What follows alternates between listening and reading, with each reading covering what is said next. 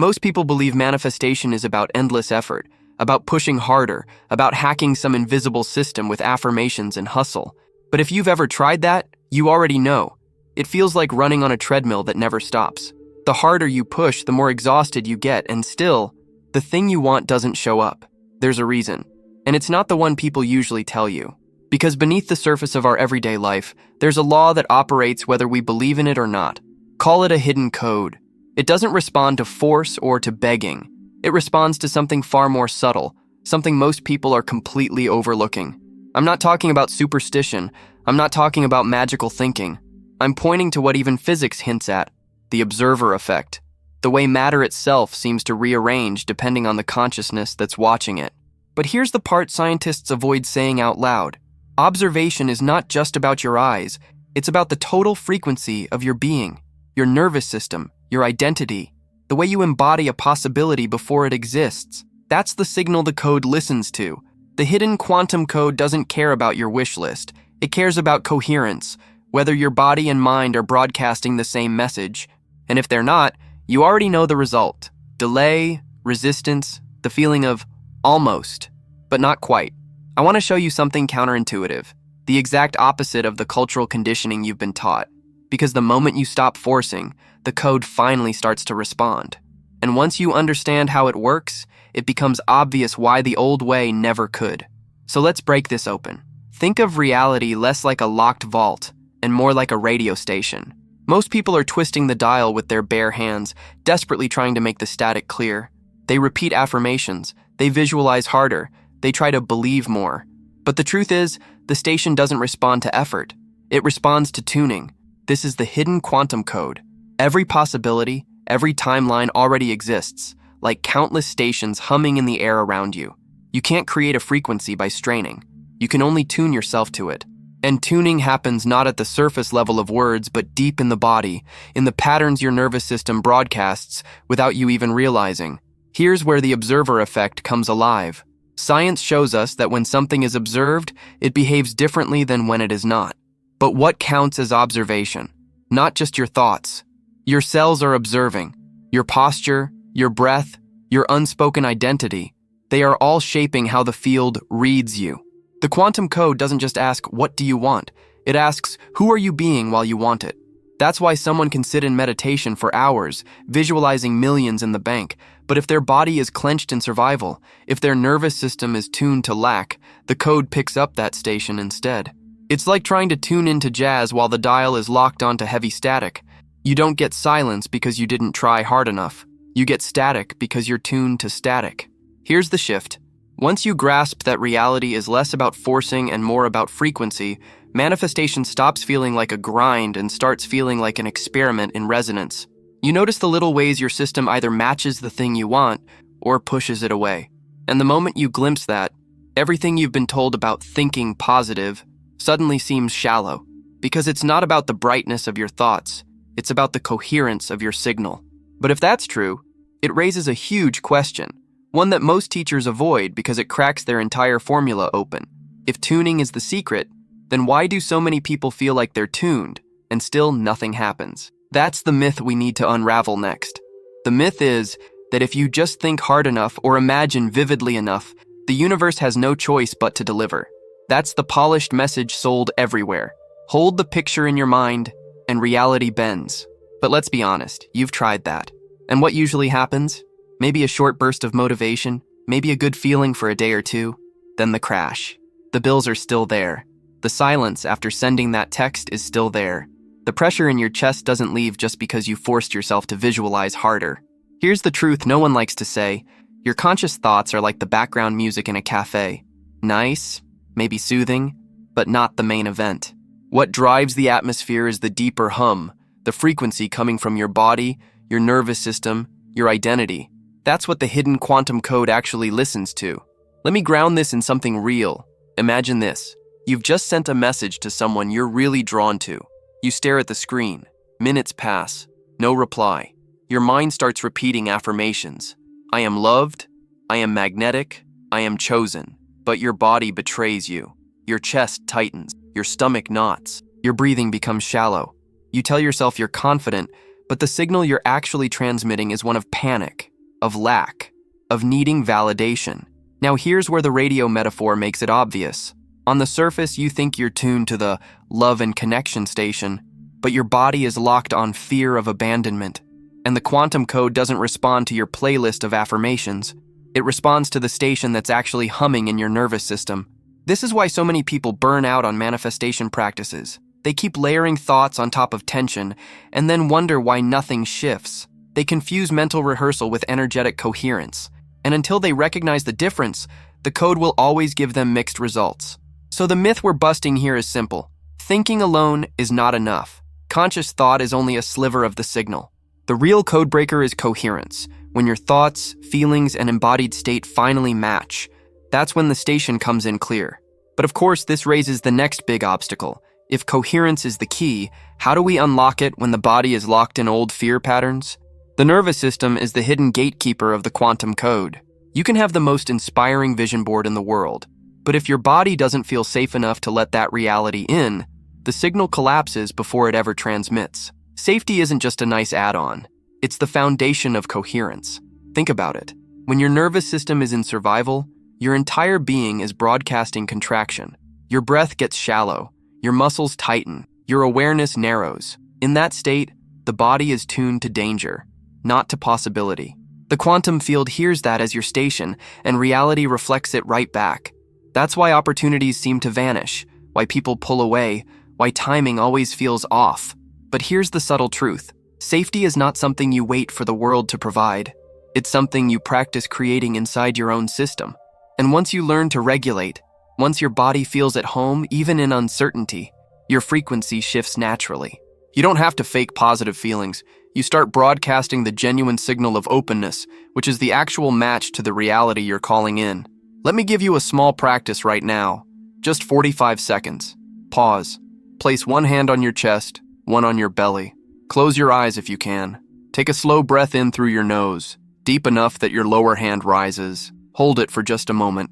And now exhale twice as long as the inhale, like a slow sigh of relief. Do that again. Inhale deep, gentle. Pause, then let go twice as long. As you breathe this way, let your shoulders drop. Feel the floor or the chair holding you. Whisper quietly to yourself, right now, I am safe to exist. What you just did was more than relaxation. You shifted the dial of your station. You told your nervous system it doesn't need to guard the past or brace for the future. And when the system feels safe, coherence becomes possible. Thoughts and feelings stop fighting each other. The signal clears. This is why regulation is not optional in manifestation. It's the foundation. Without it, you're broadcasting two different songs at once. With it, you become a clear station the quantum code can actually respond to. But there's an even deeper layer most people miss. Because coherence is not only about the momentary state you create, it's about the identity you embody over time. And that distinction is everything. Most people stop at the level of state. They chase moments of alignment, 10 minutes of meditation, a burst of gratitude, a high from a motivational video. And yes, in those moments, the signal clears. You feel it. Life flows. But here's the trap. If your deeper identity hasn't shifted, the state fades and the old frequency returns like gravity. Think of it this way. A state is like a song you play for a few minutes. An identity is like the station your radio is permanently tuned to. You can listen to jazz for a little while, but if the dial snaps back to static after the song ends, that's the signal the field keeps reading. And the quantum code doesn't care how beautiful your temporary playlist is. It responds to the default station you keep returning to. This is why forcing positivity feels exhausting. You're trying to hold a state that your body doesn't yet believe is home. You're acting as if, but your nervous system knows you're only visiting. Until the signal becomes identity level, it won't stick. Let's bring this into a real-life frame. Picture someone preparing for a job interview. They pump themselves up in the mirror. I am confident. I am capable. For the first few minutes, it works. They walk into the building, buzzing with temporary courage. But as soon as they sit across from the interviewer and feel the weight of judgment, the temporary state collapses. The old identity, I'm not enough, I'm under pressure, snaps back. And that's the frequency the code mirrors. The breakthrough happens when you stop obsessing over temporary states and begin cultivating an identity that matches the timeline you're stepping into. Instead of asking, how can I feel confident right now? You begin asking, what kind of person naturally lives at the station I want to tune into? And how do I start becoming that? Because here's the secret. When your identity shifts, states follow effortlessly. Confidence doesn't have to be summoned. It becomes your baseline. Abundance doesn't need to be forced. It feels like home. That's when manifestation stops being a practice and starts being a way of existing. But this raises the next leap, the one that opens the door to the most mind-bending part of the hidden quantum code. If identity is the station, then choosing who you are isn't just self-help. It's literally how you step into parallel timelines. And once you see that, you'll never look at reality the same way again. Let's stretch the radio metaphor further. Imagine every identity you could ever embody already exists as a station. The version of you who's broke, anxious, and stuck, that's one station. The version of you who feels grounded, magnetic, and abundant, another station. Infinite identities, infinite frequencies, all humming at once in the quantum field. Here's the wild part. You don't create these stations, you tune into them. Each identity already carries a full set of timelines. Meaning, when you shift identity, you don't just change how you feel, you literally step into a parallel track of reality where new people, opportunities, and outcomes become available. The hidden quantum code is not asking, what do you want? It's asking, which identity are you broadcasting right now? Think of it like walking into a room full of doors. Each door leads to a completely different version of your life, but you can't open a door that doesn't match your frequency. If your identity is locked into I'm always behind, then no matter how much you chase, the door marked ease and flow won't respond to your hand. You can see it, you can want it, but you can't walk through until you shift the station. Here's how it shows up in daily life. Imagine you're under money pressure. Bills are due, your chest is tight, your thoughts spiral. You try to visualize abundance, but your nervous system is tuned to survival. That survival identity is a whole station. It magnetizes more stress, more scarcity, more unexpected costs. And until you shift identity, the code keeps reflecting that back. But the moment you begin embodying a new identity, even in small, subtle ways, you flip the station. For example, instead of rehearsing, I'm broke, I'm stuck, you anchor into, I'm the kind of person who always finds solutions. I'm the kind of person who knows resources flow to me. That identity carries a different timeline. On that station, unexpected money shows up. Opportunities you couldn't have imagined cross your path. The field rearranges, not because you forced it, but because you finally tuned to the door that matched. This is why people sometimes experience what feels like miracles, a sudden breakthrough, an uncanny coincidence, a timeline collapsing overnight. It's not random. It's the direct effect of switching stations at the level of identity. And once you see this, the real question becomes, how do you rehearse an identity so deeply that it stops being a state you visit and starts being the station you live on? That's where the toolkit comes in.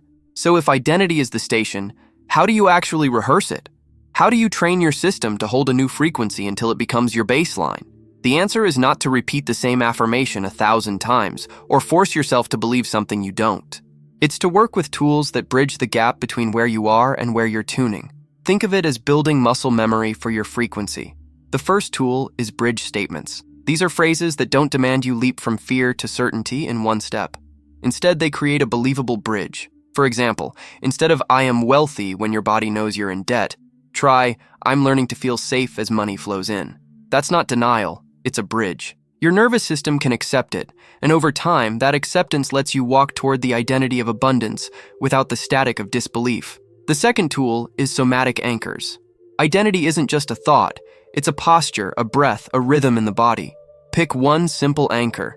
Maybe it's standing with your shoulders open and your chest lifted while breathing deep and slow. Maybe it's touching your heart whenever you want to remind yourself of the new frequency. Anchor that state physically, so every time you return to the gesture, your body remembers the station you're training. The third tool is embodiment drills. These are micro practices that let you rehearse the identity in real-world actions. If your new identity is, I'm the kind of person who feels magnetic in social spaces, then don't wait for the perfect night out. Rehearse it when you walk into the grocery store. Hold your body the way that version of you would. Make eye contact with the cashier. Small drills build coherence faster than any amount of sitting and thinking about it. And the fourth tool is a mini protocol for coherence. Try this daily for a week. 1. Breathe for safety, the way we practiced earlier. 2. Speak a bridge statement that feels real. 3. Lock it in with a somatic anchor. 4. Take one tiny embodied action that matches the station you're rehearsing. That's it. 4 steps, 5 minutes. Do it consistently, and the code starts hearing a new signal, not as a flicker, but as your new default. And here's something I'd love to hear from you. Have you noticed that the moment you stopped gripping so hard, what you wanted finally showed up? Tell me your story in the comments. It might unlock someone else's leap. But even with tools, there are traps, subtle ones, that can pull you right back into static. Let's expose those next. Even with the toolkit, it's easy to slip back into old patterns. The hidden quantum code is sensitive, and 3 traps tend to scramble the signal more than anything else: urgency, split signals, and over-control. The first trap is urgency. When you broadcast desperation, your frequency collapses. Think of tuning a radio while shaking the dial in panic. You don't land on a clear station, you just get noise. Urgency tells the field, I don't have it. I can't survive without it. And that's the exact opposite of the identity you're trying to embody. The way out isn't to deny the urgency, but to reframe it. Whenever you feel that tightening, remind yourself, the timeline already exists. I'm learning to relax into it.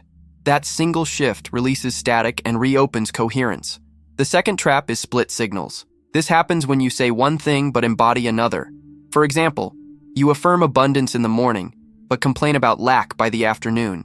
Or you tell yourself you're magnetic while scrolling social media, comparing yourself to everyone else. These micro-contradictions matter. The field doesn't average out the signals. It mirrors the strongest one. The fix is gentle awareness. Catch yourself in the contradiction and ask, which station am I tuned to right now?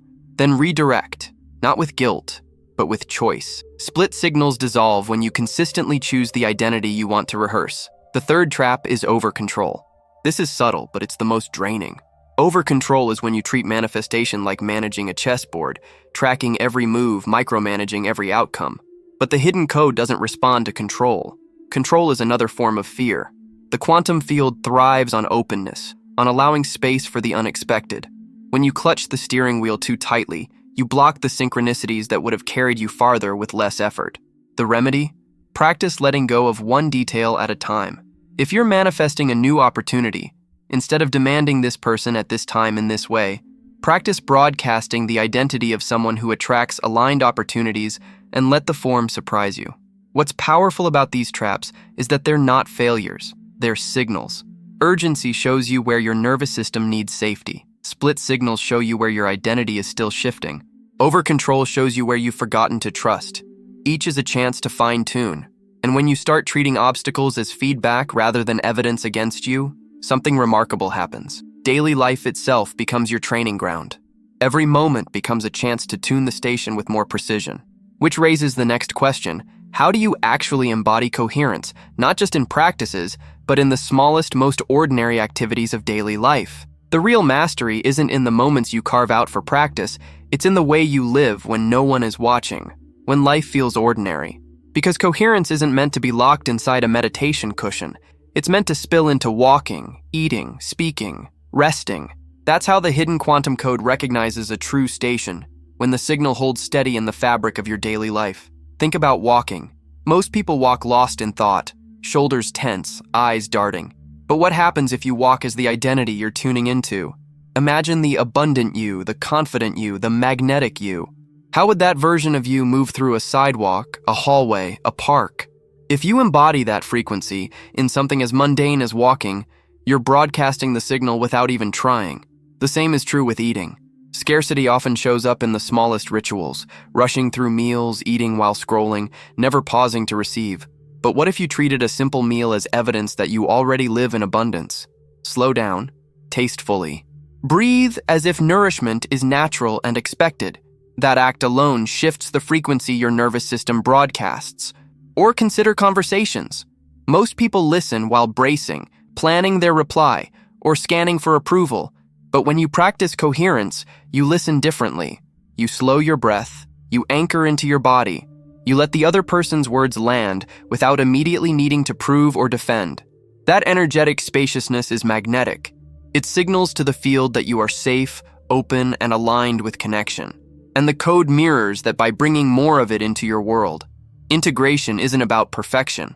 It's about choosing coherence in the ordinary until it becomes the default. Each step, each bite, each word is a chance to practice the station you're rehearsing. And over time, your baseline identity shifts, not because you forced it, but because you embodied it in the smallest, most forgettable moments. And here's the beauty. When you live this way, synchronicities accelerate. The field doesn't have to guess anymore. It reads your entire life as one coherent broadcast, and that's when doors open faster than you imagined, timelines collapse, and what felt far away begins to appear in ways so natural it almost feels inevitable. But daily life coherence is just the beginning, because once you stabilize this signal in the ordinary, the expansion into larger domains, relationships, creativity, health, purpose, becomes unavoidable. And what happens there will stretch everything you think you know about who you are. Once you've stabilized coherence in the ordinary, something incredible happens. It doesn't stay small. The signal you broadcast in walking, eating, and speaking naturally expands into bigger areas of your life. Relationships start to shift. Creativity flows differently. Even your body begins to respond because the hidden quantum code is no longer hearing fragments. It's receiving a unified frequency. Let's begin with relationships. When your nervous system is tuned to fear or scarcity, connection feels like a negotiation, constantly scanning for signs of rejection or betrayal. But when coherence becomes your baseline, you stop grasping.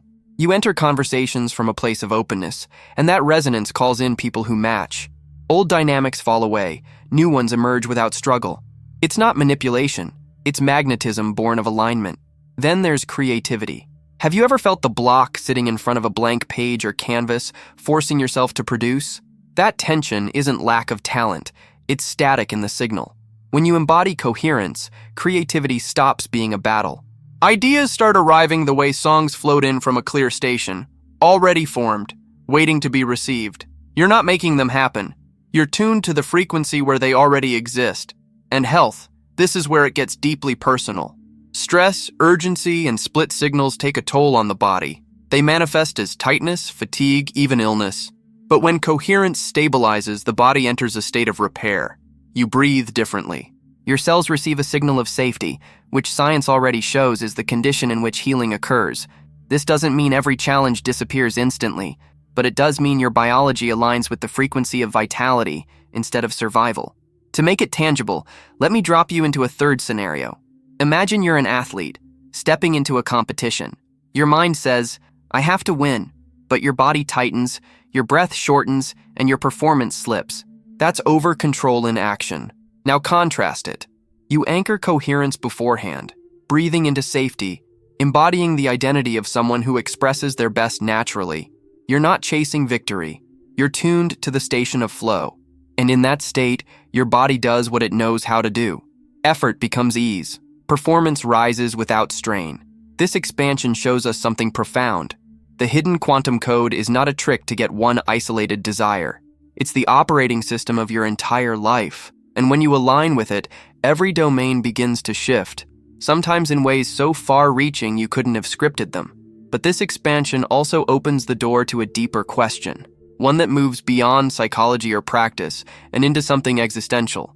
What intelligence is it that responds so faithfully when we shift our signal? Up until now, we've talked about coherence as if it's a mechanical code, like tuning a radio. And that's true. It works that way. But there's a deeper layer most people overlook. Because when you start living this consistently, something extraordinary dawns on you. The field doesn't just echo your frequency like a mirror. It responds with an intelligence that feels personal, alive, almost like it knows you. Call it the quantum field, call it life, call it God. It doesn't matter what name you give it. What matters is the felt sense. When you embody a signal of safety, love, or abundance, reality doesn't just match it, it collaborates with it. Unexpected encounters arrive at just the right time. Insights drop in when you're not even thinking about the problem. It feels less like bending reality to your will and more like entering into a dance with something bigger than yourself. And here's the paradox. This intelligence doesn't respond to force. The more you grip, the more you try to command or control, the more the dance falters. It's when you surrender, not as weakness but as trust, that the choreography flows. What you thought was your job alone suddenly feels shared. You realize you're not creating the music, you're joining it. This is why some of the greatest breakthroughs come not when you're pushing, but when you're releasing. The idea in the shower. the chance meeting on a walk, the email that arrives the moment you stopped obsessing. These aren't coincidences. They're signals of a deeper coherence, your frequency syncing with an intelligence that organizes far more than your mind ever could. It reframes manifestation completely. It's not just about getting things, it's about alignment with a living field that seems to want expansion as much as you do. When you stabilize coherence, you're not manipulating reality, you're aligning with the current of creation itself. And that realization humbles you. You stop asking, how do I control this? And start asking, how do I let myself be carried by it? And here's the irony. Surrender, which the mind equates with giving up, turns out to be the most powerful stance you can take. Because the moment you stop demanding, forcing, or clutching, the code opens wider than you thought possible. You become not the author struggling to write the story, but the channel through which the story writes itself. And that leads us to the final turn of this journey, the closing image, the ultimate thread that ties the hidden code into something unforgettable, something you can carry with you from this moment forward. So here we are, the end of the thread, but also the beginning of yours. You've seen how the hidden quantum code isn't locked in books or reserved for scientists. It's alive in your body, humming in your nervous system, broadcasting every moment. You've seen how it responds not to wishing or straining, but to coherence, to the way your identity tunes the station you live on. And if there's one image to carry with you, let it be this: the radio dial. Infinite stations already exist. You don't have to invent the song you long to hear. You don't have to wrestle the airwaves into giving it to you. All you have to do is tune. Sometimes it takes patience, sometimes it takes subtle adjustment, but once you land on the right frequency, the song flows effortlessly. You don't doubt it. You don't beg for it. You let it play through you. That's the hidden code scientists rarely say aloud. Reality doesn't bend when you force it. It bends when you embody it. The universe isn't asking you to push harder. It's asking you to resonate deeper, to choose the identity that matches the life already waiting on that station, and to let yourself live it, moment by moment, until the code has no choice but to mirror it back. And now the invitation is yours. Not to chase, not to grip, not to obsess, but to experiment with tuning, to walk differently, to breathe differently, to rehearse the identity that feels just out of reach until it becomes the only one you know. Because when that shift happens, what once felt impossible will arrive so naturally, you'll wonder how you ever thought it was out of reach. That's the hidden quantum code, and it's yours to play with.